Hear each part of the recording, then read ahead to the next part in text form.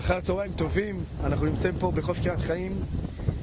מה שקורה כרגע זה פעילות מאוד מאוד משמעותית וגדולה של עמותת נירים, נוער בסיכון שמגיעים לפה לפעילות קייטנה מאוד מאוד ייחודית ומעצימה.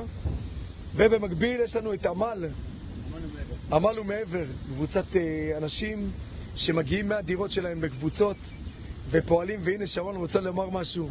שרון המלך, טוב שלא ביטלנו את הפעילות למרות כל העומס, אבל אתם מתחשבים. בבקשה.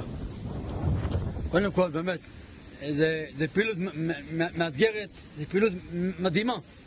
לא מובן מאליו. זה באמת מורה מדהים, צוות נפלא. באמת, זה לא מובן מאליו. שיהיה לנו רק בשורות טובות. אמן. ושיחזרו כל החטופים בעזרת השם. אמן.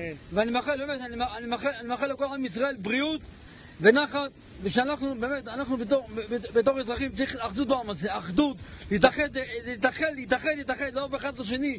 לא צריך את השנאה הזו, לאהוב את כולם. לא משנה, מי גדול ועד קטן. איזה יופי. לאהוב את כולם. יוסי, נשאר כוח, מה שאתה עושה למען האנשים הנפלאים האלה. שהקדוש ברוך הוא ייתן לך בריאות, לך, לילדים, לכולכם. תודה. המון בריאות, אבל. תודה רבה. וזה המסר שרציתי להעביר בעצם בלייב, כמה כנות, כמה אהבה לכולם.